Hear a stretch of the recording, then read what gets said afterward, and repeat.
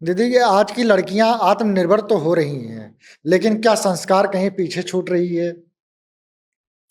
हाँ, निश्चित रूप से ये थोड़ा संवेदनशील विषय है, जिस पर हम सबको विचार करना चाहिए।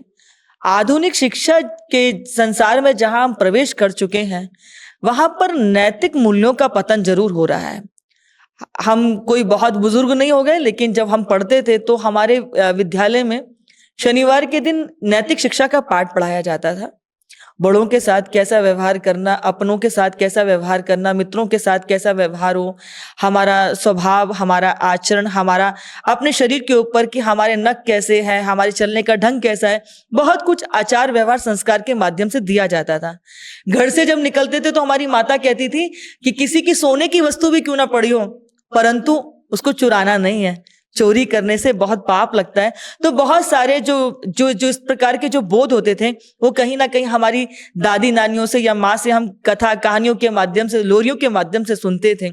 स्कूल में नैतिक शिक्षा टीचरों के माध्यम से, आचार्यों के माध्यम से प्राप्त होता था। और इतना भय लगता था किसी भी गलत को कार्य करने से, इसलिए नहीं कि मार पड़ेगी, इसलिए कि वो हमारे लिए क्या सोचेंगे। अगर हम कुछ गलत करेंगे तो वो हमारे माता पिता के लिए क्या विचार करेंगे कि इनके माता पिता ने ये सिखाया। लेकिन आज के समय काल परिप्रेक्ष्य में हम अर्थ के अर्थ को तो समझ रहे हैं, पर मूल्यों के अर्थों को खो रहे हैं। इसलिए हम सबको विचार करना पड़ेगा कि हमें अपने आसपास का वातावरण कैसा बनाना है। क्योंकि हम हो सकता है कलेक्टर बन जाएं, एमबीए कर लें, डॉक्टर बन जाएं, हमारे पास अर्थ का व्यवहार तो बहुत ज्यादा हो, लेकिन कहीं हम पढ़े लिखे गंवार तो नहीं हो गए। इसके लिए हमको पुनः अपनी संस्कृति में झांकना पड़ेगा, हमें संतों की शरण में जाना पड़ेगा।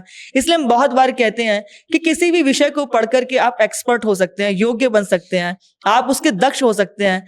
ये तो जानकारियां हैं। आजकल गूगल से भी कुछ पूछो तो वो सब कुछ बता देता है, लेकिन जानकारियों में और ज्ञान में बड़ा अंतर होता है। ज्ञान किसी सदगुरु की शरण में बैठ करके प्राप्त करते हैं, और जब वह ज्ञान आता है तो हमारा जीवन मूल्यवान बन जाता है।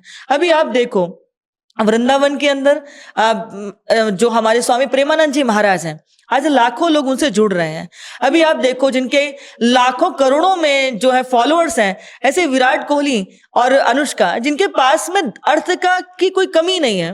एक एक पोस्ट पे जो करोड़ों रुपए उनको मिलते हो, एक एक छोटी छोटी पोस्ट को मिलियंस में लोग देखते हो, उनको भी पता कि अर्थ तो पा लिया, परंतु फिर भी रीते हैं। फिर क्या पाने के लिए आए? बोले राधा रानी की शरण पाते हैं, वृंदावन का वास पाते हैं, संतों से नाम की दीक्षा लेते हैं। क्योंकि बिना आध्यात्मिकता के सर्वस्व मिल जाए तब भी आप रीते हैं। आध्यात्मिकता ही है जो आपको पूर्ण करेगी।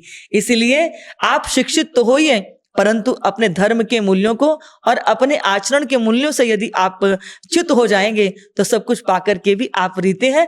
इसलिए हमारे माता पिता का, गुरुजनों का भी ये बड़ा दायित्व बनता है कि आप अपने बच्चों को संस्कार और नैतिकता के उस पाठ को जरूर पढ़ाएं, जिसको पढ़ करके हम सब आज इतनी बड़ी संपदा के धनी बने हैं।